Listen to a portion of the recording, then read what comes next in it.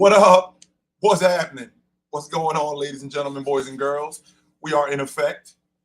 We are in the place to be on a pro basketball playoff Friday night.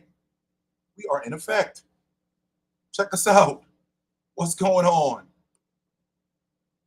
How is everybody running tonight? These playoffs have been as advertised. 100% they have been. I cannot and will not argue that. I think that this has been something that's been legendary. But with that being said, I want to have a heart to heart with you guys tonight, and I want to get down to something pretty serious. And that thing that I want to get down to that's pretty serious is exactly that. So when we have players that we gravitate toward, right? When we have players that we see who are just basically players that you love, and you see it early on. You see these players early on, and there's a reason why you gravitate toward these players. An example that I'll give you, when I was a kid, and I didn't get to see him nearly as much as I would have liked because he was on the West Coast, but I was a big-time Clyde Drexler fan. Big-time Clyde Drexler fan. I love Drex. I thought Drex was fantastic. I thought as a kid, when I saw Drex early on in like 6th grade, I was like, I love him. He's awesome. He wasn't Jay Good, though. That doesn't make him any less awesome, though. He just didn't have that. He had everything else. He just didn't have that. And it was obvious that he was never really going to develop that. And I had to accept that about him. But that didn't lessen how I felt about him as a player, because ultimately he was still awesome, right?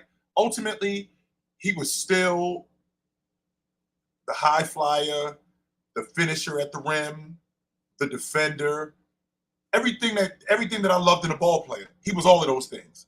So with that being said, I love Drex's game. He just wasn't 23 good. That's all. He just didn't have that thing that 23 didn't have. And that doesn't lessen him. That doesn't lessen how good of a player he was for me. He just wasn't 23 good. When I was a kid, I thought David Robinson, I couldn't get enough. Left-handed, money mid-range, ran like a deer. And you guys that know me know how I feel about the big man. You know how I feel about the big man. You know how much I love the big man. You know. And when I saw David Robinson, I thought that he was fantastic. His ability to rebound, how smooth his game was, his ability to glass clean. He was a big guy, and how they ran the offense through him, how he could play the finesse game, but also in the process of playing the finesse game, he could also play the rough and rugged game too. He was a rim protector. He was a defender, glass cleaner, could play rough and rugged. He did all of those things that big guys did. He just wasn't Olajuwon good. He didn't have that thing that Olajuwon had. Did that lessen how I felt about David Robinson? No.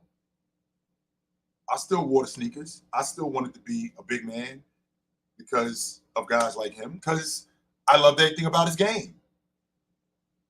But he was never Olajuwon. He didn't have that thing that Olajuwon had. And when I first saw Jayson Tatum not at Duke, I saw him at Duke, but when I saw him in the summer league, in the summer of 2017, I'm like, that kid's going to be a star. I wasn't on the fence about it. I didn't think possibly. That kid's going to be a star. Like how you guys, you young guys out there, when you see Brandon Miller, when you see guys like that, and you're like, yo, that's my guy. He's going to be that's what I saw when I saw Jayson Tatum in the summer of 2017. that guy's going to be a star. I'm digging his game. And I got on that train. Now, over the years, there have been some disappointments. Sure, there have been some disappointments. There have been some inconsistencies, and I've understood the issues with those inconsistencies. I understood them. And the reason why I understood him, because one, he was young. Two, the way the team was built around him. And three, the fact that when he came into the league, what he was put up against when he first came into the league. And he wasn't touted to not just start, he wasn't touted to be what he was so early. When he first got to Boston, he was supposed to play behind Gordon Hayward. That's what he was supposed to do. He was not supposed to play. He was not supposed to be the starter. No. He was going to play behind Gordon Hayward and get groomed because Gordon Hayward had just gotten there from Utah. He was going to get groomed. Right? He was going to get groomed. So with that being said, the process kind of got sped up. Why did it get sped up? Gordon Hayward broke his leg. So here we are, right? Here we are. 7 years later, an all-pro multiple times, an all-star multiple times, been deep into the playoffs, been to the NBA Finals, been to the Eastern Conference Championship. It's almost like with Evan Mobley, where I wanted him to be something faster than what it was happening. And I couldn't really accept it initially, but I can say for certain that thing that I'm looking for in him, he's shown that he has it.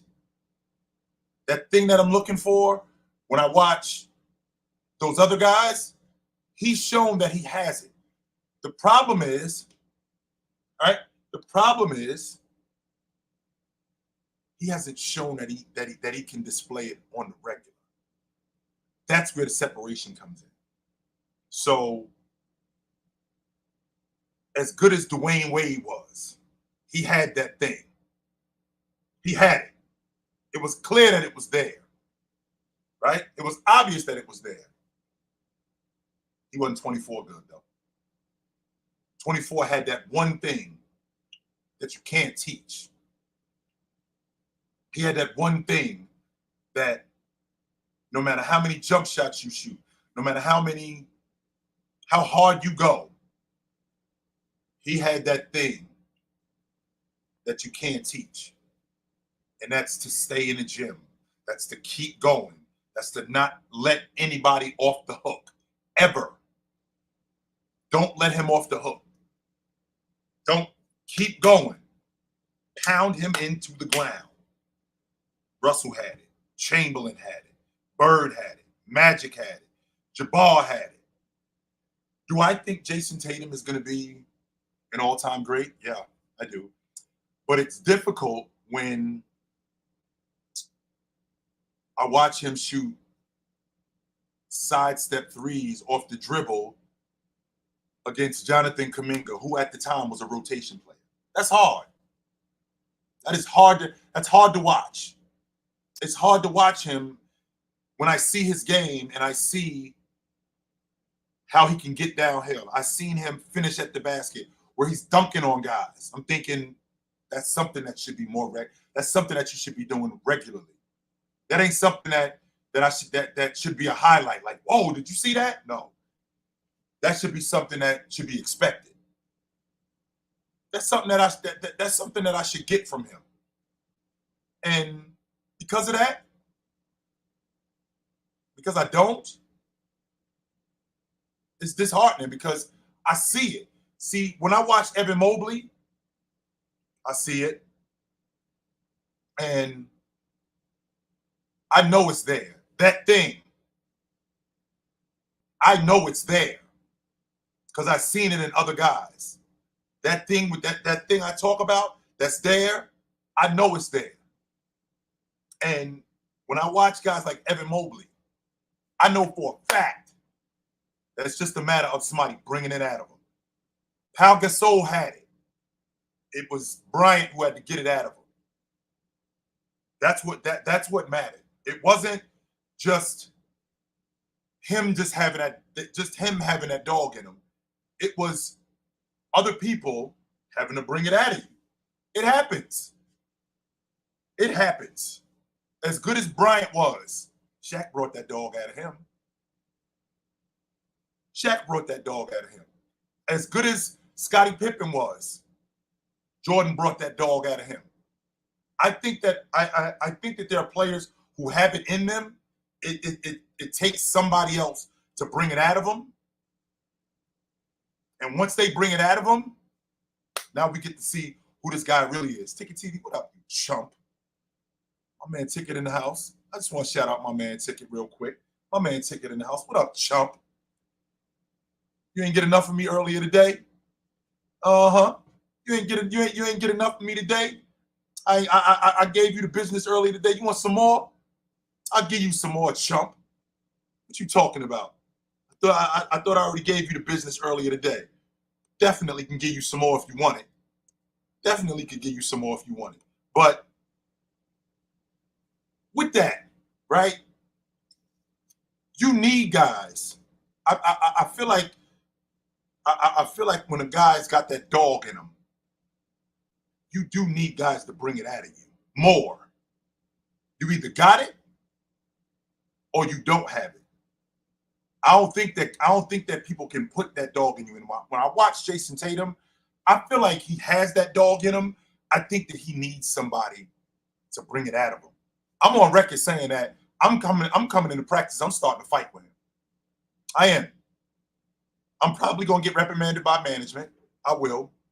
I'm probably going to get somebody from management that's going to pull me aside and tell me to knock it off.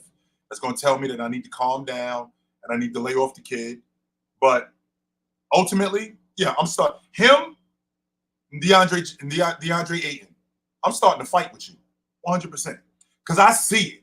I know it's there. With dudes like you, I know it's there. We just got to get it out of you. And it's obvious that, hey, man, you're a good player. You got good this. You got good that. That stuff works in certain instances. But then there's times when, you got to snatch a dude by the collar. Oh, man, you better than this. You are better than this. And if you don't get on, I'm going to make sure that you're better than this. I know you better than this.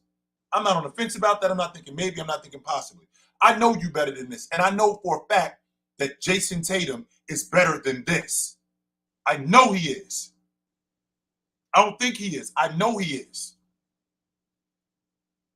Just like I knew when I was growing up, Scottie Pippen was better than that. It was Jay who had to get it out of him. It was Jay who had to get it out of Horace Grant. We knew James Worthy was better than what he was in the finals in '84.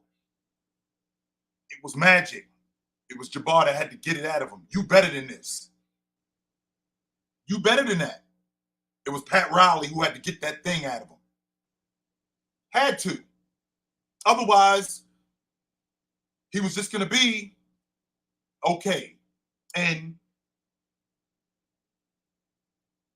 have that kind of talent, just being okay, that's not good enough. It's not. When you have that kind of talent, just being okay is not good enough. It's not. So when I watch these dudes, right? When I watch these dudes, Jayson Tatum in particular, and any of you guys that know me know how I feel about Jayson Tatum. Y'all know how I feel about him. Will he ever be in the best player? Will he ever be the best player in the NBA? I don't think so. Will he be in a conversation for best player in the NBA? Yeah, I do. I do believe that. It's just a matter of him. It's getting it out of him. We're in year 7.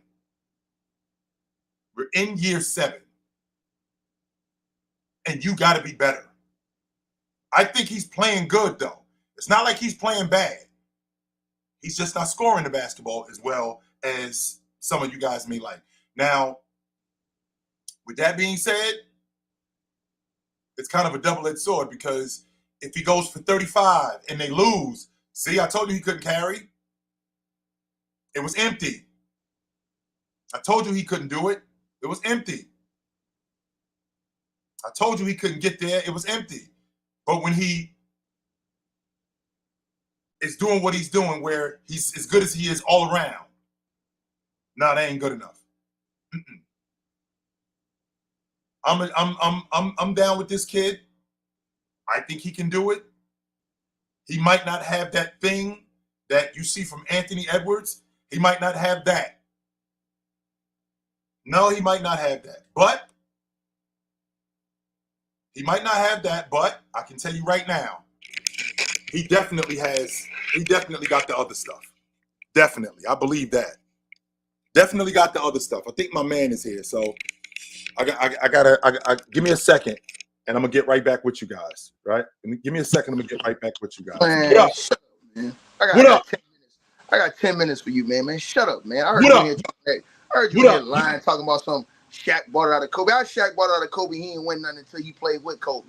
Kobe bought it out of Shaq. No, that's Kobe the point, Ticket. That's the point, Shaq ain't bring it out of Kobe. You missed it, Ticket. That's Kobe the point. didn't bring it out of Shaq. Yes, you said he did. Shaq bought it out of Kobe. Yes, he did, Ticket. You said Shaq bought it. How did he bring it out of Kobe? He did. He didn't win nothing. How did he bring it out of Kobe? Right. And he didn't win nothing until he played with Kobe. And here's the why he ain't bringing out Penny then? Here's the difference. Why he ain't bringing out a Penny then? Actually, he did.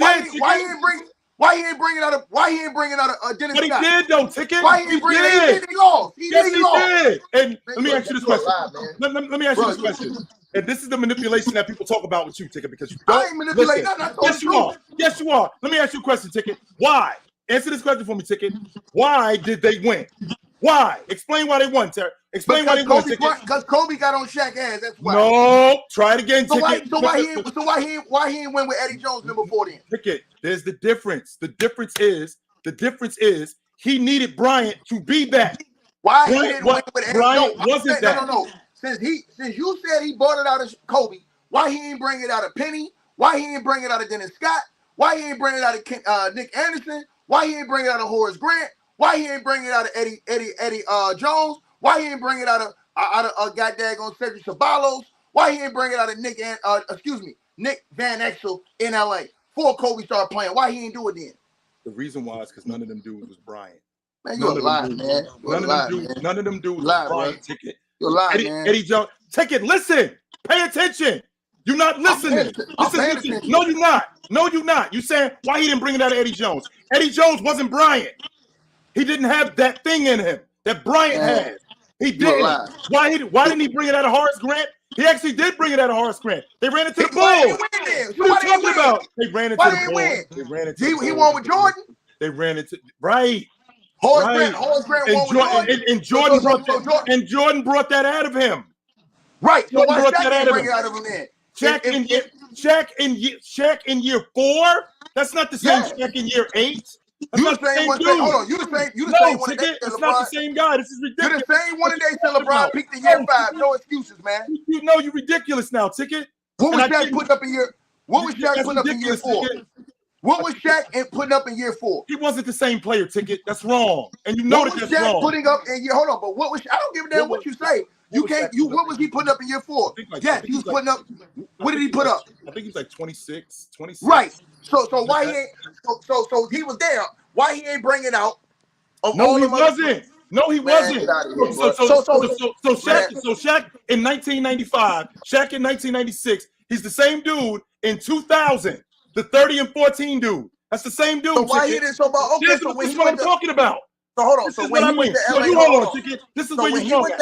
No, this is where you're wrong at, Ticket. This is where you're getting it confused. You're getting it confused because he needed Bryant. When he was at the point in his career, he needed Bryant to be that. And he knew Bryant had that thing in him. And he knew to get it, he knew how to get it out of him. And Bryant knew that. Yo, I need to be better in order for us to win. He knew that. Man, that's not news. I'm not lying, Ticket. You're not listening. Bro. You're a liar, You're just not listening. And I know he didn't need that. Hold on. So my question is, since you're using the young, okay, well, he wasn't young when he went to the LA. Why he didn't bring it out of Eddie Jones, and why he didn't bring it out of Nick Van Exel when they won 60 games and still lost? The reason Ticket, we're talking about two different players. Nick Van Exel didn't have what Bryant had in him. They Eddie won Jones, 60 games. Ticket, pay attention and listen.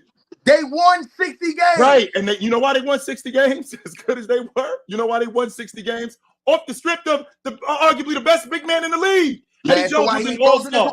Why he couldn't close the deal then? Because he wasn't good enough. Man, that's all why. Right then. All right, hold on. All right then. So then when Kobe came along, Kobe made him good enough then. No. Kobe had that thing in him that Eddie Jones didn't. Same reason why Eddie Jones was an all-star. So Ticket, how come Eddie? So Ticket, how come when Eddie Jones in 2005? Eddie Jones was a perennial all-star. No, that's not the point, Ticket. How come when Eddie Jones in 2005? How come he wasn't? How come he wasn't able to get it in 2005? Meanwhile, Dwayne Wade in 2006, Shaq brought it out of him too. Explain that, Ticket. Because Eddie Jones was on that team in 2005 when they lost to the Pistons. Meanwhile, in 2006, he was gone. Dwayne Wade was on that crew, and he brought it out of him. Explain that. No, I'm not lying. See, here we go. When we bring up points that you can't combat, I'm a liar. Ticket, I'm sick of you. I'm sick of you, and I'm sick of everything that you did. I'm sick of you. I will see you on Monday, you bum. I will see you on Monday, you bum. I will see you on Monday, you bum. Absolutely, I will see you, you bum. I'm talking about you, the final boss. You ain't the final boss. I'm the final boss. That's right. Why you capping for Jayson Tatum? I'm not. Why you capping for Jayson Tatum? I'm not capping. Yeah, that's what I thought. That's all you do is cap. All you do is cap for losers. That's all you do, bro. I'm capping for losers, really? That's all you do. Just so you know, all you do. And all you've done is make excuses for Jayson Tatum year after year after year, bro. You sad, bro. You still haven't told me what year that they could have won the NBA championship. You still haven't told me. I just told your ass. No, you didn't. No, you didn't, Ticket. No, you didn't. You still haven't told me what year they could have won the NBA championship. You still what year who could have won? Who we talk? Yes, you still haven't told me what year they could have won the NBA. Last year, the year before that, you the one picked them last year. No, I didn't. I picked Denver last year. You did say it was going to win the championship last year. Go rewind the tape, Ticket. You're a damn lie, man. Go rewind the tape, Ticket. This is what I'm talking about. Man, you going to lie to them people like that, bro. Everybody on here know. Everybody on here know you was picking Jayson Tatum last year, bro. No. Bro, stop lying, bro. What I said was Denver is the most. That lying not good. That lying not good for you, bro. You talk about me. All right, Ticket. I'll see you on Monday. That's what I'll do. I will see you on. Yeah. Chump. I love Ticket. Oh my goodness.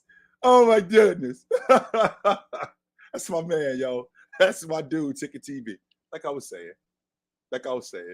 And my man Ticket will make a guest appearance. If you don't know Ticket, right? If you don't know Ticket, go check him out. Ticket TV. It is the stuff. It is the stuff of legends. Ticket TV is necessary. I'm not saying that Ticket TV is good. Ticket TV is necessary. You need to see this dude. It is incredible. It is captivating. This is who Ticket TV is. I'm trying to tell you something. But when I think about, excuse me, when I think about what guys have and what guys don't have, it is necessary that a guy gets it brought out of him. Ticket brought up a really good point. Why wasn't Shaq able to bring it out of Eddie Jones? Why wasn't he able to bring it out of Nick Van Exel? Those guys didn't have what Bryant had. Eddie Jones, who I'm a huge fan of, I'm still a big fan of Eddie Jones to this day. But Eddie Jones didn't have what Bryant had. He didn't. And Bryant knew that in order for us to get to where we're going, I got to get better. And Shaq knew it. You got to be better, B. You have to be better in order for us to get to where we're going. And he did. He got better. Which would explain why they got where they were going. You have to, I feel like there are guys who have that thing in them. They have it in them. It's just a matter of getting it out of them. It's just a matter of getting it out of them. Shaq got that thing out of Bryant, especially when they won it. I'm not doing any playback tonight. No, I'm not. With that being said, right? with that being said, Jayson Tatum, does he have that thing in him? I've seen him go after guys. I watched him last year in Game 7 in these finals with that dog in him. I watched him in Philadelphia last year in Game 6 when they're down, and if they lose, they're out. I watched them in game, excuse me. I watched them in Game 6 in Milwaukee. They're down. If they lose, they're out.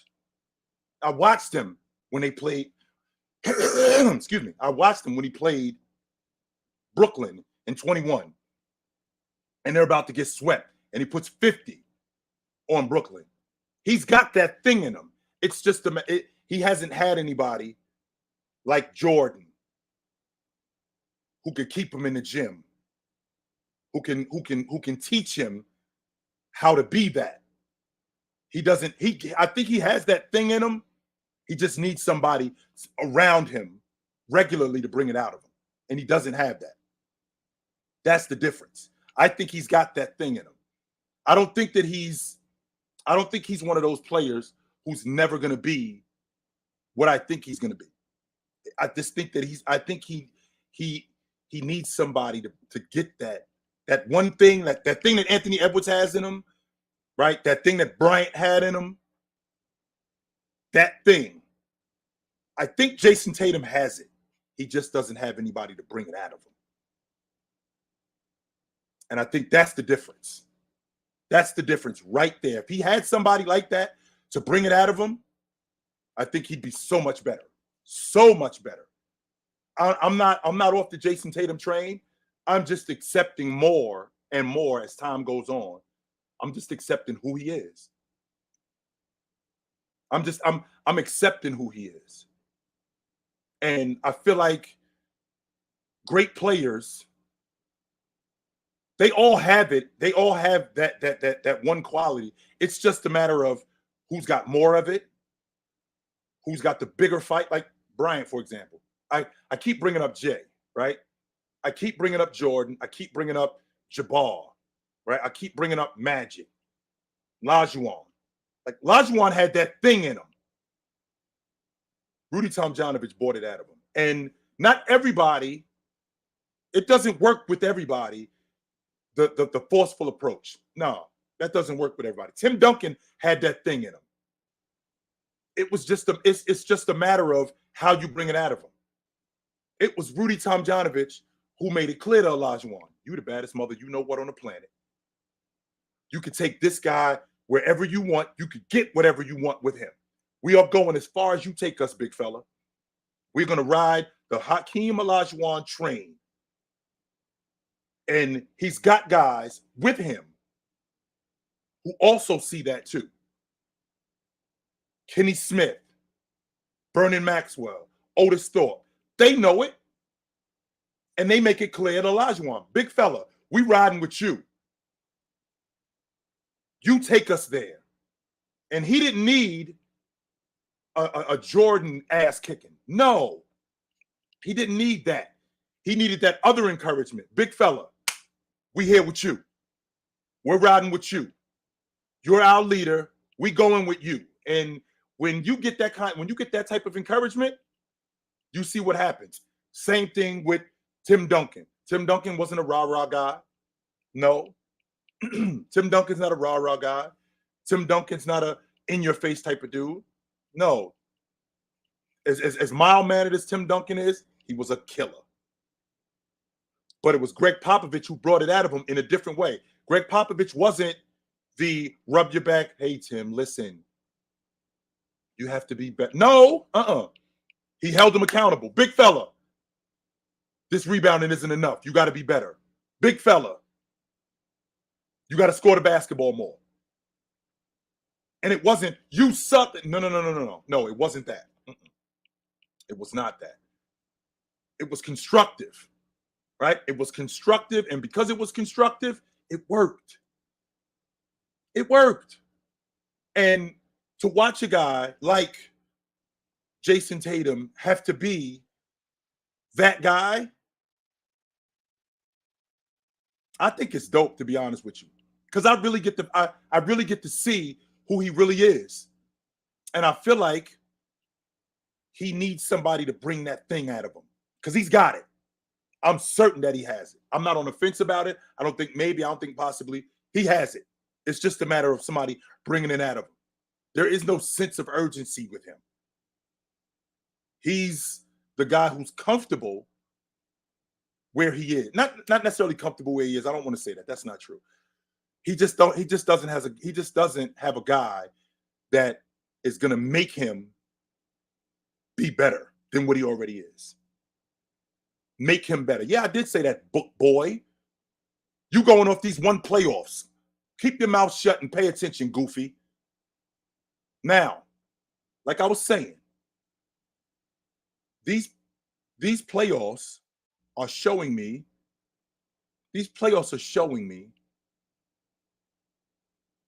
what the league is becoming. This playoffs is showing me where the league is going. And if Minnesota ends up bouncing in Denver, this is going to be our 5th different champion. 5. This is going to be our 5th different champion in 5 years. Talk about parity, man. Wow. We haven't had that since the 70s. Yep. We haven't had that since the 70s. And Gerald, I'll tell you what, Gerald. I'll tell you what you can do, Gerald. Not only are you not going to let it slide, you can bounce. You can go. Beat it, goofy. Yep. Goodbye. You could go. Now, moving forward, man, I know it's there. I do. I 100% know it's there. And it's just a matter of getting it out of him. And when he does get it out of him, it happens to all the great players.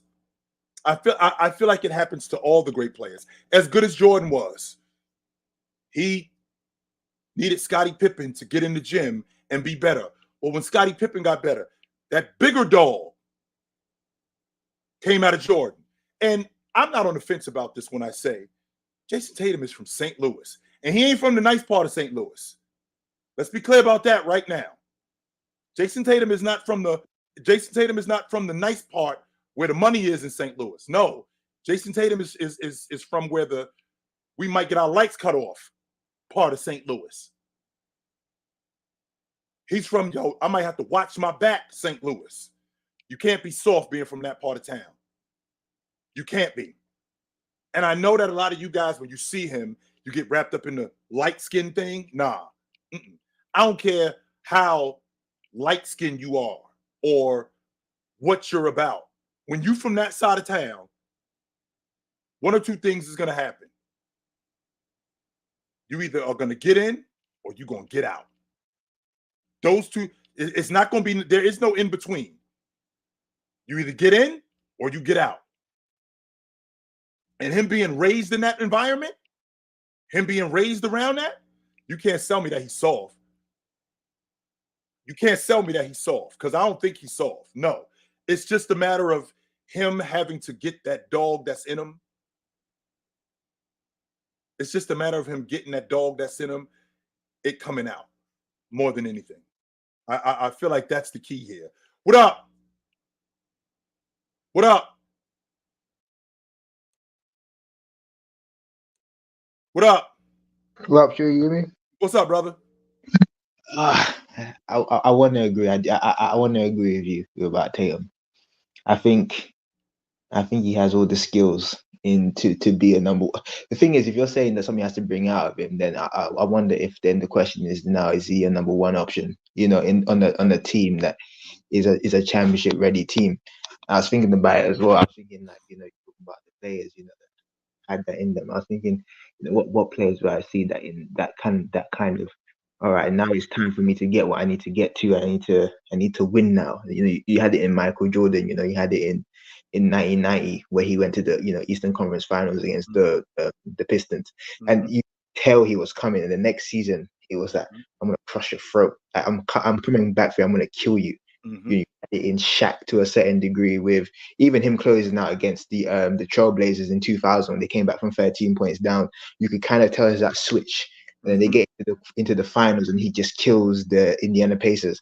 Then you get LeBron James. I would say LeBron James out of all of them is a little bit different. LeBron James, and with Kobe Bryant as well, but with LeBron James, he's one of those ones where it's like you can break LeBron James' confidence, and I've seen that happen quite a few times in playoff series. But if he's up, he's going to kill you. There is that kind of he's going to crush your throat. There is not those games in Boston in 2012 when he was 45, 15 and 5. Those games there kind of show what he's made of in that sense. Even the Pistons game it was early. You can kind of see that glimpse of it. But there was, I think, happened between 2008 and 2011. I think he lost a lot of confidence over that point because the criticism started to mount up and he was starting to be called unclutch and he wasn't necessarily winning all the time. So I think that broke his confidence. But then he came back with Tatum, like you said, and I think the biggest thing that you said to me, and I agree with the most, was that sense of urgency. There's parts where I watched Jayson Tatum play and I'm thinking, he doesn't realize what's going on in the game at this point. And I think sometimes the way he plays versus the moment, I think he's still, even in year 7, he's still in that mode of, I still feel like I need to win the game. Whereas I think the greater you are, you don't necessarily need to apply that pressure to yourself to win this game. You have very good teammates around you. And the reason why I'm saying I don't think he's going to get it is because he's been in too many high leverage moments for me to still have this conversation at this point. And he had them too early. So he has been in the conference finals in 2018, 21, 22, 22, 22, 20, not 21, 20. 20. He was in 20. In the bubble. 22, he was in the Eastern Conference. He went to the finals in 20. He got to the East Finals in 20. He was in the East Finals again in 22 in the NBA Finals, and then last year he was in the East Finals. So he's been there 4 times now, and I believe he's going to be there. It's 18, 20, 18, 20, 22, 23, and then this year, I feel like this year they're going back. So 6. So he's had what? So Jayson Tatum started in 2017. So in 2017. So this is going to be, if they go to the East Finals this year, it'll be 5 times in 7 years he's been in the East Finals. 5 times. That's a dominant run. Yes, it is. I think to a certain degree, at a certain point, when do we start to see that? Because you've played in a lot of big games. And to me, it felt like the best he's played, obviously, is when he went to the finals, obviously. But I think, to me, with Jayson Tatum, is that it's the ebbs and flows. When you're a big time player, I don't expect you to have perfect games every single night. But I think with Jayson Tatum, and he kind of reminds me of in the AD kind of realm. When I'm not saying that you're not a big time player, but your baseline is there's too much of a discrepancy between your baseline and a poor performance. So if I'm watching like a Kobe Bryant game, he may go for 8 for 25 and he may score 25 points, but the effort is still there. There is still kind of dominance over the entirety of the game. Because I feel like if Jayson Tatum's not scoring, I'm not really sure what he's doing. And I think there's we need to see that growth in his game. I need to see him be able to kind of control the tempos of the game and not lose the game in that kind of sense. But so I think with your point, I mean, haven't you seen glimpses of that? Because you just brought up him being in big games. You've brought that up more than one time. But haven't you seen him play in big games and perform in big games and be a big time player in big games? You saw him in the playoffs in 18. You saw him in the playoffs in 20. You saw him in the playoffs in 21. You saw him in the playoffs in 22. You saw him in the playoffs last year. So you've seen him. 54 points in Game 7, I said, against the Sixers. Yes, 51 points. Right, and in that same playoffs, in Game 6 against Philly, if they lose to Philly, they're out. For him to go for 16 in the fourth like he did, him 18 in the fourth, and basically throw the crew on his back. You've seen him perform and basically take the game over. You've seen him do that in Milwaukee when they're down 3-2 and go into Milwaukee and put 46 on them and 10 rebounds. You saw him do that. You saw him before they're about to get no Jaylen Brown, by the way, and they're going to get swept. You see him put 50 on Brooklyn with KD, Kyrie Irving, and James Harden to avoid getting swept. You've seen him do these things. So it's not a matter of can he do it. It's when he does it. That's it. It's not a matter of because it's obvious that he can do it. And like I said, Amari, I've seen whenever you show me that you can do something, I don't expect you to do it every time, but I expect you to do it more times than you don't do it. Oh, absolutely. But I also think that the concern for him is the discrepancies between when I see you play great versus when I see you play below average. And for me, it's like with Jayson Tatum, even with the last game, I think I can't remember his shooting splits, but it's to me, why is there such a big discrepancy between when you play to your normal levels versus when you're having a slightly off game? That's my concern with him. It's too vast. So when you're in a finals matchup and you're not doing what you're supposed to, I mean, he shot 38% in the finals against Golden State. Like Yes, he did. He was bad.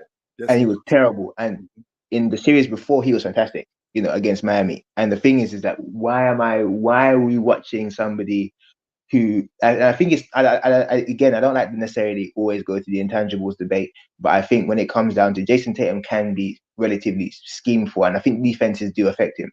So I think one of the things as well with him is that we're going to have to see that growth for when the point is, if yes, the defense is there, but what can you do to stop me? And I still think there's still that part of his game that needs to develop. And I also think that the shot IQ is also, and I've said this for a while actually with Jayson Tatum, and this is my main concern. I don't think he's soft. I don't think you can win that much. I think that kind of criticism of him being a loser. You tell me who your favorite player is, and I can tell you that they haven't been as successful as Jayson Tatum in the last 5 years. Unless it's Giannis or unless it's Jokic, they haven't been as successful as him. They haven't. No, they haven't. They haven't. So when people kind of do this loser claim and then they'll tell you their favorite player is Trae Young, I don't get it. I don't get when they will kind of do that narrative talk. But for me, it's like how I see it is with Jayson Tatum is this may be narrative talk, but sometimes I feel like he plays to the moment rather than the actual thing that's going on in the game. So I think that he's down 10 in the fourth quarter. He feels like he needs to make a big three.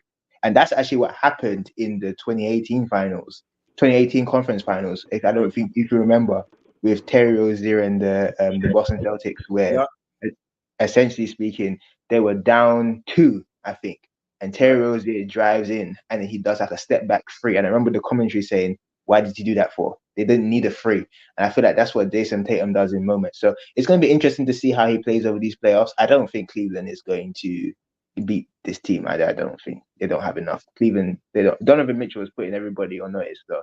But I think there's a reason for why people have taken to Anthony Edwards more than they have with Tatum in his first 2 years, because there's something.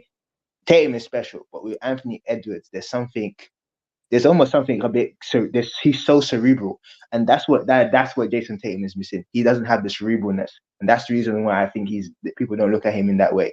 There's a cerebralness with Kobe. There's a cerebralness with LeBron, Steph, Jordan. You don't think he's smart enough? No, I don't. You don't think he studied the game enough? Wow, no, that's interesting. I don't think he's a very cerebral player, Jayson Tatum. I think when you get those kind of cerebral players, I think it's when the coaching staff, it's when the organization, they look at you and think, this guy's going to beat our entire team. And there's nothing I can do. I think coaches don't look at Jayson Tatum like that. So they scheme him in ways. You can see I've seen when coaches react to LeBron when he's coming down. Even Giannis from a certain point when you could just see that the Phoenix Suns just didn't know what to do. They tried to build a wall and he just kept going through that wall. And I just think that there's the points of the game where he needs to just think about what's going on. And I think the IQ, I don't think he's not a low IQ player, not by any means. You don't win that much. He's gone to the conference finals more than something like Russell Westbrook. You don't win that much again without being a smart player. Right. But the cerebralness, that kind of thing of I need to put you away at this moment in time and not let the game slip from me. That is what's missing with Tatum for me. And I think he could win a championship. This season is the best time he win a championship because it's a flux.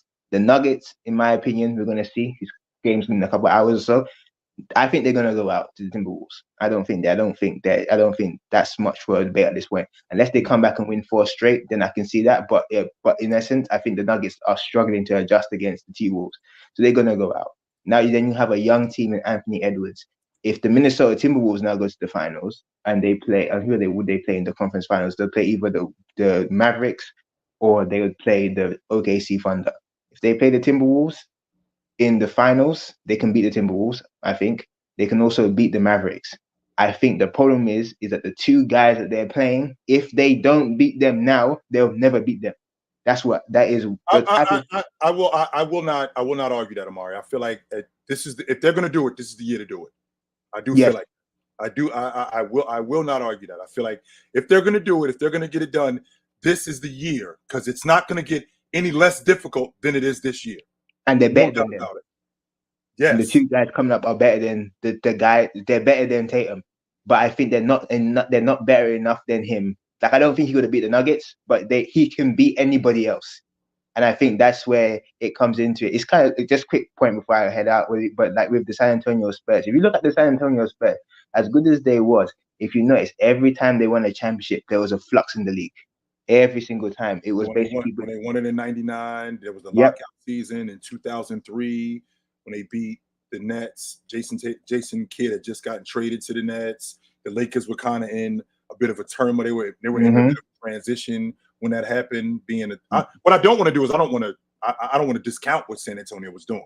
I'm not going to do that. No, but they won it at the right moments. Yes, before the rise. To your point, you have to strike when the iron is hot. Exactly. Before the rise of the Lakers, the end of the Lakers, before the rise of the new Lakers, they won again with the end of the Miami Heat. That's basically how they won, and the Celtics need to be in that moment. If they don't take this moment now, I don't see another opportunity, especially as the league is now going to go into the next set of generational players, and Jayson Tatum won't be in that next elite tier of those players, maybe just underneath them. I think it's now or never for him. And this is one of those opportunities. Sure, this is one of those opportunities. If you don't do it now, it's going to be hard to do it moving forward. Not to say that you couldn't do it, but if you don't get it done now, you might have to wait a long time. I mean, Olajuwon took him 8 years to get back to the finals. Yeah, and he missed the playoffs. Yes, and he missed. And I love him, but his resume, not to say his resume, but his legacy outside of those two finals is very interesting. And if you don't, but the fact that he won it back to back and defined himself as the second best player of that generation easily, so it made him a legend in that sense. Same with Dirk. I think Dirk is in that same kind of category as well. When you win it in 2011, you get there in 2006, you get kind of beaten by the next big thing in Shaq, and in Dwayne Wade and Shaq, get beaten by generational type players, and you have to get back there to 2011. There was no way Dirk would have beat LeBron in 2012. No. There's not a chance in hell. But that's when you have to win the championships, and you can see it right now. The parity is at its highest. Again, the parity in the league is at its highest. Sure. And you have to make sure that you win it now. And I think he has to make sure. And I think he feels that.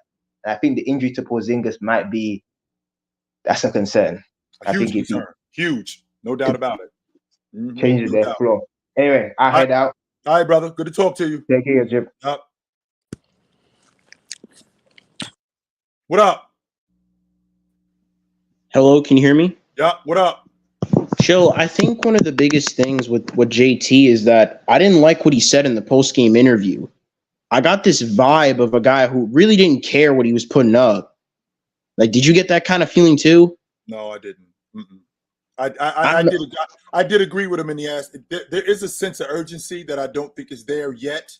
And, everybody overreacts. Like, I don't think Cleveland's winning another game in this series. I don't. I think so as well, but, like, I don't. 25, like, Donovan Mitchell outplaying him in that fashion, like, yeah, I don't think that should be happening. Well, like, what exactly is it that you guys are looking for from him, though? That's my question. What should he be? At this point, right now, I thought what should he be? In terms of numbers? No, just as a player. Where should Jayson Tatum be right now? I think Jayson Tatum should be an elite scorer and an elite rebounder for his position. Is he that? Is he? Yes, he's an elite scorer. He's an elite scorer. Now, let me ask you this question. Is he playing like that? No, he's not playing like that. So those two things are not the same thing. He is an elite scorer. You saw him average 30 a game last season. Yes. You saw him average 27 a game this season. He is an elite scorer. I think he led all small forwards in rebounding this season. So he can rebound. So he is doing that. The question is he doing that? No, he's not. He's not doing that right now. But chill, the attitude is different though. Like, did you watch Jaylen Brown's post-game interview? I didn't. No. Jaylen Brown he got to business and immediately said that was an unacceptable performance. Meanwhile, it was an unacceptable performance. But meanwhile, I'm listening to Tatum over here talk about, people just expect us not to not lose a game. The world expects us to not lose a game. It's like, it's not that we don't expect the Celtics to not lose a game. We don't expect you to get your ass handed to you in your home court. That was unacceptable. Yes. Like, there's nothing. Like, we don't expect that. To get blown out on the home floor? No. Do you think you think they still can get past this Cleveland team though, right? You still think so? I don't think Cleveland's winning another game in this series. I don't. What do you think is going to be their cap? What do you think whose cap is? Like the Celtics cap, like where is their ceiling now? I think they win the NBA championship. They lost You one still game. think so? Yes, I do. See, this is Oh, this is okay. what I'm talking about. You dudes get like what happened when they played against Miami? Here come the Miami Heat. They smoked them. No, I still think they're winning. I'm just like I here thought we you are. thought the KP injury was a bigger concern. It is. It still is a big concern. It's just going to be a lot harder to do it, but I still think that they're going to do it. I think that it would have been less difficult with KP, but I still think that they could do it. Well, he's going to be back. He's already putting up shots. He's practicing. I think he's done for the playoffs, to be honest with you. For the playoffs? Yeah, I do. I think. Man, I think he'll be back by conference final time for sure. He's already practicing. It'd be great. It'd be great to get him back. To be honest with you, it would be great if you could get him back. That'd be great. But I'm not counting on it. I don't know, Chill. I just expect more from Tatum. I think I thought personally, in terms of numbers, I thought he was going to be like 30 and 10 and like be insane in the postseason because he has so much experience now. But it's pretty disappointing to see him put the numbers that he's putting up right now. It is. Don't you think that he should be better right now? He's doing a lot of the other stuff, and the fact that they still winning. I mean, the fact that they still winning, that matter. I feel like that sense of urgency isn't there. And I'm not going to overreact over one game. I don't. We can have another conversation if Cleveland wins again. I don't think they win in another game in this series, but we can have another conversation. But it's kind of a double-edged sword because if Jayson Tatum, if he goes 35, 12, and 6 and they lose, you can't carry. Donovan Mitchell outplayed you. But if he goes 22, 10, and 7 and they win, you on a bomb squad. So it's kind of losing. Chill, do you think he's a Pog-ass soul in terms of personality? Like he needs someone to yank that. What is it that you're looking for from Jayson Tatum? That's my question from you. What is it that you want to see from him that you haven't seen? What is it that I want to see? Better play. Okay, better play in the postseason. Okay, so you've seen that from him already, right? You've seen him right. Not this season, but last season. You saw how awesome he was in the playoffs. You've seen him be awesome in the playoffs.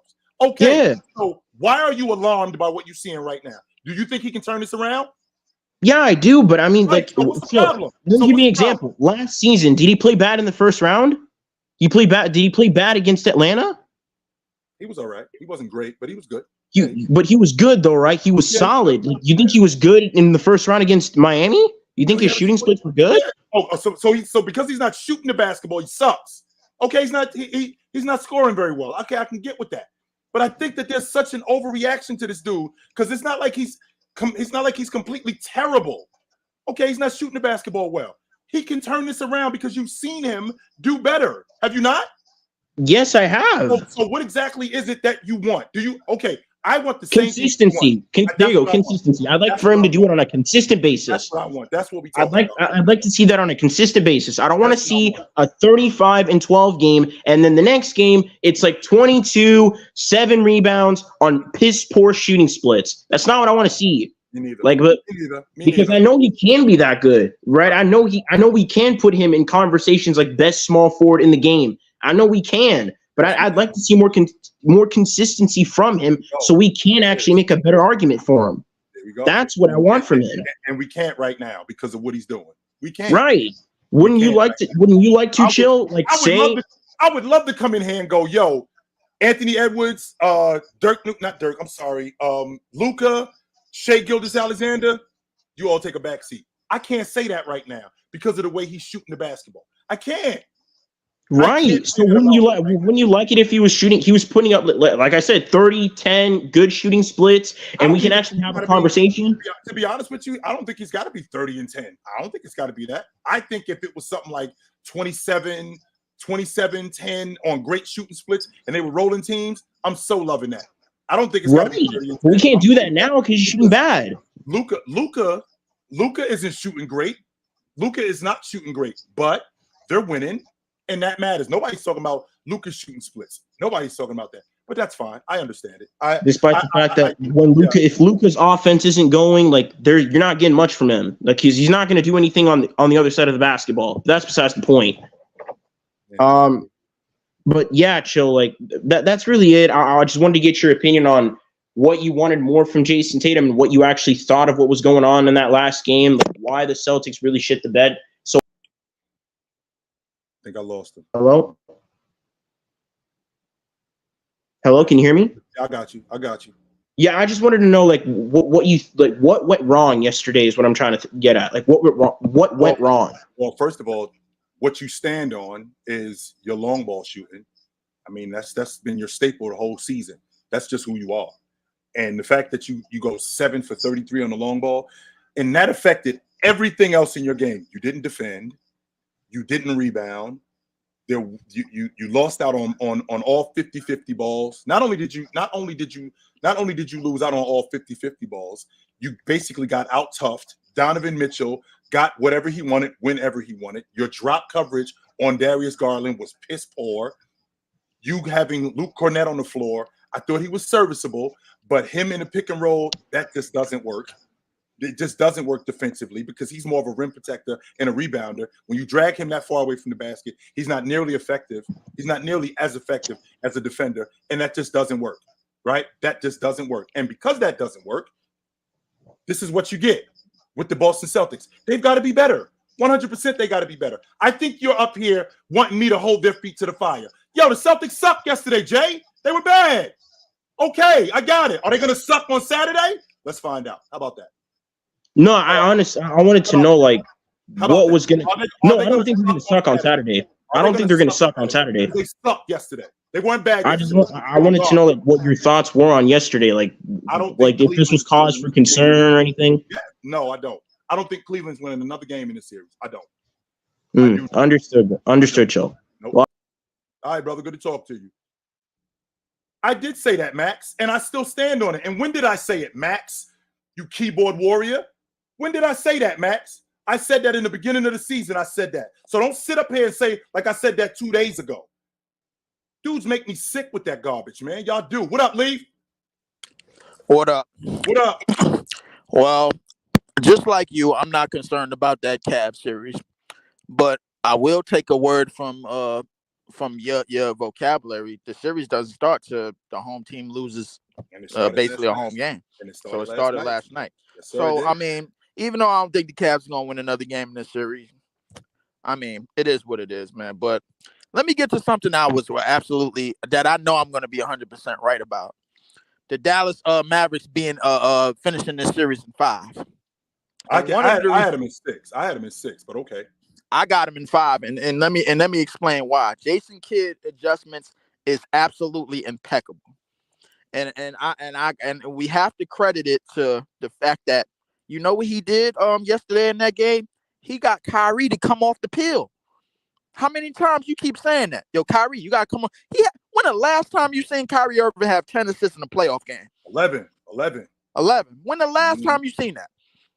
You ain't see it with us. You damn sure ain't see it with Cleveland. I don't remember, to be honest. You damn sure ain't see it with Boston because you talked about how bad he was in them series. So listen, for Jason Kidd to have him get off the pill and get the others involved and move the ball around faster, the defense, listen, they basically said, yo, SGA, you got to beat us. None of these other dudes, they ain't beating us. SGA, you got to beat us. You got to get the job done. Don't leave out, Leaf, that Kyrie Irving, I'm sure you saw it yesterday. Am I going crazy? Did I see a defender last night? Yes, you did. I just want to make sure I ain't going crazy. Yes, you did. Yes, you did. But the thing is, you're seeing it more consistently. You're seeing more effort. Okay. Now, in terms of Luka, I mean, I wouldn't say that's a lost cause, but I damn sure don't agree with the bullshit that Bobby said and that y'all had in the short. I don't agree with that. No. Hell no. Absolutely not. Absolutely not. That's not funny. That's despicable for somebody of his caliber to even put that shit in motion. It was disgusting. It was gross. And I'm gonna tell him about himself the next time I see his monkey ass. So and you should have told him about himself right then and there, but you let him get away with that. I was trying to leave. I'm like, you let him get away with that bullshit, bro. And I was mad. What's you going let him on get right away now? with it. Y'all crazy. I said that we getting fired. You let that man put up a board, put up an actual marker board, and give the game plan, and then a whole bunch of people in the chat was just like, "Hey man, what if that worked?" No, it ain't gonna work. I told you, we as coaches we getting. If I'm on Ox staff, we're everybody's fired. Everybody's out of here. We go. So I'm glad Jason Kidd didn't listen to none of that balagna that he was spitting. So listen, the thing is, Jason Kidd made plenty of adjustments, bro, just basically in one game, and I think that the fact that that they now know what to do, and now they know how to contain this team because they know what they saw based off of that first game. They know. Listen. They know keep check. Listen, neutralize the others defensively. Yo, SGA, if he gonna beat us, him and himself gonna beat us. But he ain't gonna beat this whole team. I saw a better game from Tim Hardaway. I saw a better game from the shooters. I saw a better game from PJ Washington. I saw a better game from Daniel Gafford. A lot of hustling, sticking. Listen, going in there, going to get the boards, doing the dirty work. I saw a lot of game from a lot of the others on this team. If you're gonna leave PJ Washington wide open, I'm knocking down shots. I'm just gonna knock that's a fact. I don't care. I don't care if he played with the Hornets. I don't care if he played with the Hornets 5 of the last 6 years. I don't care if Daniel Gafford was on a lottery team 2 of the last 3 years. They still players in this league. You're not gonna leave me wide open. That's not. You're not gonna leave them wide open. Now another series that I want to get on, bro. Like in. I had made a short the other day because I refuse to talk about anything that's going on in the Eastern Conference. So I'm going to stick to this series. The Minnesota series. And I ain't going to lie to you. Minnesota is dominant as they are in this series defensively. And as much as they've quote unquote broken the Denver Nuggets, I hope Denver comes back and win this series. You know why? Because they decided to give a makeup MVP. And we talked about this. They did not want to have that conversation last year.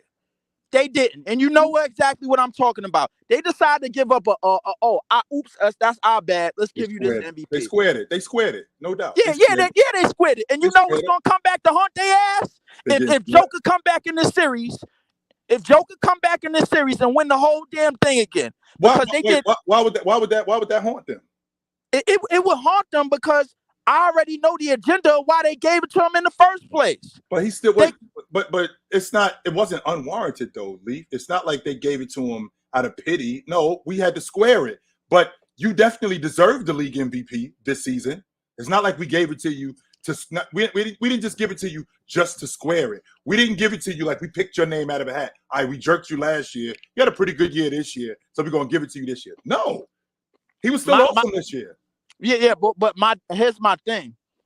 My real problem is looking at the voting. The first place votes 79-15 to 4. You know why, Leaf? And I've said this to you countless times. The reason why these awards, league MVP, defensive player of the year, the reason why these awards are validated is because it's attached to winning. That's why. If you look at the Minnesota Timberwolves, they're at the top of the league. They got the best defense in the league. If you look at Joker winning the league MVP, he's tied for first place. This attached to winning. Right. That's why. So if it wasn't attached to win, we can't. And I'm on record saying this, and I'll say it to you, Leaf. If we're being honest, you didn't give up about what Kevin Love was doing up in Minnesota for them 6 years when he was 26-12, when he was 25-13. You know why? No. Because you didn't care because that dude wasn't in the playoffs. Right. But at the same time, Luka is in the playoffs. SGA is in the playoffs. Right. And the thing is, and we kept saying to ourselves, we had this conversation all season about Luka. If he could break it, if the numbers read 32 or 33 or 34, 9-9, and he top 5, well, Brett, that has to be a splitting point to where they can give it to him. Because we saw somebody average a triple-double. If you telling me 1 assist off and 1 rebound off, he would have got it, bro. Like he would have got it at 34, 10-10.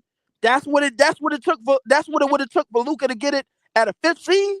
Well, that's what it would have took for SGA to get it at a 1st seed. 34, 6, and 5. No, I don't think it was that, Leaf. I think that one, who Luka is. So let's take that 34-9-9 that Luka was doing this year. Let's subtract that. Let's make that 34-9-9. Let's make that 29-9-8. And let's put Luka. No, let's keep Luka in Dallas. And now Dallas is a number 2 seed. You think Luka wins the league MVP? 29-9-8. It depends on his competition. And Because no. The same. We doing the same thing. Joker's in it. SGA is in it. All these dudes is in it. Luka went 29, 9, and 8 this year. Dallas finished with the number 2 seed in the Western Conference. Who's the league MVP? Who's the league MVP? not Luka. Yes, it is. 100%. No. I'm gonna tell you why. I'm gonna tell you why it's not. I'm gonna tell you why. I'm gonna tell you why it's not. The reason why it's not is because the thing is you're not taking away SGA's numbers at a number 1 seed. You're not taking away Joker's numbers, which is basically what 27, 12, and 8. 26, 12, and 9. 26, 12, and 9 at somebody that's tied for number 1. That's so what. But hold on. So again, I'm not taking their numbers away. I'm adding Luka's numbers, and I'm making Dallas better. Denver is not tied for first place. Dallas is tied for first place in the Western Conference. Dallas is tied for first. Okay, so this is what you're doing. You putting Luka in Joker's spot. That's where I'm putting Luka at. I'm putting him in Joker's spot, and I'm taking some of his numbers, that 34, 9, and 9. I'm taking that down to 29, 9, and 8 on better efficiency, and Dallas is better. Luka's the league MVP, yo. Okay, so you saying it's based off of winning. I'm thinking that you mean winning history. No. Now if you saying just this year, then I give it to him. If it's based off of winning history, I'm not giving it to him. That based off of the winning history of it, I'm giving this shit to SGA because correct me if I'm wrong. Wasn't Dallas outside of the play-in last year? Correct me if I'm wrong. Wasn't SGA? They didn't make the playoffs last year. No. Wasn't SGA like a 10th seed with OKC last year? Correct me if I'm wrong. So if it's just coming down to them and we swapping Joker out for that, and we seen Joker win an MVP at the 6th seed. We seen him win an MVP at the 6th seed when he was giving us 27, 12, and 7? Yep. We saw that. So the thing is, I'm thinking, how does this shit really add up when you turning a 34, 9, and 9 in the 5th seed from Luka to 28, 9, and 9 to a 2 seed? When there was players around the league, I don't know, Giannis at a top 3 seed in the East doing basically the same shit while Joker basically won MVP as the 6th seed. We saw that. No, but the Joker in 22, he had something different. That was an anomaly. He basically had the same season as Jabbar did in 75, 76. But that ain't the point. The point is if if Luka is doing what he's doing and they're the number 2 seed, I want you to remember something now, Lee. Mm-hmm. SGA, right. Jalen Williams, J-Dub, and Josh Giddey was all on that crew last year. The addition of Chet unlocked everything that's going on in there. He made Jalen Williams better. Jalen Williams improved this game, but Chet made him even better. Bro, they went up 9 seeds. Right. He made SGA better. Not only did he make SGA better, he also made Jalen Williams better. He made Josh Giddey better. Luka, his numbers go down.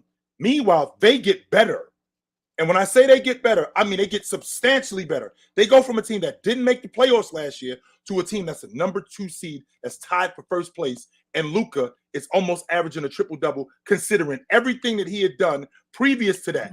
How much does his game change? I think Luka is the league MVP if that happens. I got a question because call me crazy, but like everything that you just said about Chet, it sounds like you think he the most important player to that team than SGA is. When LeBron James said that they got that Chet unlocked Oklahoma City, everybody was nuts. When I said it before the season started, when I said that they were going to be a playoff team because they have this one thing that they didn't have last year, chill, you crazy. Chill, you don't know what you're talking about. But when based LeBron on James said it, when LeBron James said it, wow, you know what? He's got a really good point. I said the same thing, and I said this 8 months ago. Look. Listen, you did say it. Yeah, I do remember you saying it. But call me crazy, bro. Like if you're telling me that Chet Chet is solely it has the highest responsibility of why this team is where they is. I'm like, I mean, I'll give him some credit. I mean, I'm not ready to throw the full book bag on him. I mean, but I'll definitely give him some credit. SGA 34, 6 and 6 and Jalen Williams trying to peak at somewhat all-star numbers. I think he averaged 30. I think SGA averaged 31 this year. 31? Yeah. What was it, 32? Okay, 31, 32. And he led the league in steals too. So and he leading the league in steals. Now My thing, call me crazy, but if you telling me that Chet has the whole book bag, has a bigger book bag of the success of this team, I don't know if I'm riding with that. You don't have to. The proof is in the pudding. When you got a 17-7 rim protector, stretch five, who can stretch the defense, dragging big men out, guarding the rim like he guards the rim, that makes us so much better. That makes SGA so much better. That makes Jalen Williams so much better. That makes Josh Giddey. That makes all of these dudes. Not only that, Chet had one of the best rookie seasons in history. The problem is he came in the same year as Wemby. That's the problem. Yeah. Listen, I would agree with that. That's the problem. He would have won. If it wasn't for Wemby, he would have won Rookie of the Year going away. If it wasn't for Wemby. If it wasn't for Wemby, if it wasn't for a lot of historical rookie seasons. But final thing. How does Denver come back in the series? They don't. I don't think we're going back to Denver. I said that a week ago. So you ain't got a game plan at all. I don't think we're going back there. What they did, this is what they did, Leaf. They came on Flatbush Ave and punched the bully in the face and said, "This is my block. This is my block." Well, go get your boys. I'm on Flatbush Avenue right now. That's why, because I'm laughing. Go get your boys. They ran on Flatbush Ave. And they ran up to the bully and punched him in the mouth and punched him right in his face in front of all his boys. Go get the rest of your boys. We'll whoop their ass too. This is our block now. Hold up. Wait. Listen, I think Minnesota definitely gave the Denver Nuggets way more than a wake-up call than they bargained for. However, I think that if there's a way to beat Minnesota, if there's a way to beat Minnesota, Denver is probably one of the few teams that could figure that out. You know what I'm saying? Like it has to be because actually flip that around. Flip that around. What you just said. You don't got to figure out how to beat us. Y'all the champs. I said before. I said that I thought Minnesota was the only team that could challenge Denver. I thought they'd wipe the floor with the Lakers. I was actually saying I was hoping that the Lakers could avoid them. Because me and you had this conversation. Teams duck smoke all the time. Yes, they do. Can we get somebody to take care of these dudes? The thing is, it's like the crazy thing with the Lakers series. I think Denver was kind of lazy all the way into the fourth quarter, bro. I didn't see no real assertiveness for a team like the Lakers to have over 150 something minutes leading in that series and still don't like the Lakers' problem was fourth quarter endurance. And they just couldn't close. That's what that was. That was their real problem. And then the Nuggets basically saw that and was like, you know what, we could be lazy, we could be lackadaisical. I think the Nuggets carry that into this series for all of the wrong reasons. Now you told me that there's a team that can challenge Denver. It's Minnesota. I did tell you that. If we really are honest about it, the only team that can challenge Minnesota has to be Denver. Oh, I think the winner of this series wins the Western Conference. I think the winner of this series wins the whole damn thing. You ain't the first person I heard say that. You're not the first person I heard say that. The winner of this series I think they win it convincingly. So if it's Minnesota, they win this shit convincingly. We're gonna find out. We definitely gonna find out, Lee. We definitely gonna find out. You on tomorrow? I don't think I'm on. I don't think I'm on this weekend. I don't. You ain't on tomorrow morning? All right, I guess. So chill. I am on tomorrow at 12. Yes, I am on tomorrow at 12. I thought you meant any of the games this week. Yeah, no. Tomorrow morning. Yeah, I am on at 12. Hey, I'm on at 12 at chill with chill. Yes, I am doing that. All right, yeah. I'll catch you around that time. All right, let me get off Flatbush Ave, man, before I get choked out here. Yes, out. Ladies and gentlemen, boys and girls all over the world, it's been real. It's been fun. It's about that time to shake the spot. It was good to see you guys tonight. I definitely enjoyed it. I had my man Ticket TV come through for a couple of minutes. It was super dope. You know where to find me at if I'm not here. I'm on Player's Choice, 11 to 2, Monday to Friday. TikTok, Chilltown 32, 9 a.m. Good morning NBA, Monday to Friday. And I'm here You know where to find me at. I am not hard to find. The traffic that I used to have on this channel, it's kind of lightened up. So whenever you see those notifications, it's me. In the future, whenever you see those notifications, it is me. So with that being said, I will see you guys soon. Until then, put on a suit, drink water, don't drink and drive. Hey man, it's Mother's Day weekend. Call your mother. Call your mother. But before I go, I got a super chat that I have to deal with. Right? I have a super chat that I have to deal with that I can't go yet. Jay Clip says, so you feel like it's more of a mental thing with Tatum versus him developing his game? 100%. 100%, Jay. I think it's more of a mental thing than it is anything else. That's exactly what I think it is. What separates the great players from the good players and the good players from the average players? Jimmy Butler is a prime example. Jimmy Butler steps on the floor, and Jimmy Butler is under the belief, one, you're not going to make me play like you play. And I'm better than you at my game than you are at anything else. And not only am I better than you at my game, you're not going to make me play any other way. I'm the baddest you know what on this floor. I'm better than everybody else out here at what I do. None of y'all dudes is better than me. That's the difference in this. That is definitely the difference. You can't. I heard Jayson Tatum say, I feel like I'm the best player on the floor. Well, if you believe, I'm not sure if he believes that. I think when Anthony Edwards says it, I really think he believes that. When he steps on the floor, it ain't one of you dudes out here that can see me. Not one of y'all. It's not one of you dudes out here that's better than me. Not one of you. I'm better than all of y'all. And I'm not just better than all of y'all at what I do. I'm better players than all of you dudes. It's a confidence thing, 100%. But I will see you guys soon. Until then, put on a suit, drink water, don't drink and drive. Hey, man, it's Mother's Day weekend. Call your mother. Call your mother. When last time you talk to your mother? I'll see you guys soon, man. Until then, take it light, but take it. Absolutely, man. It was good to see you guys tonight. No doubt about it.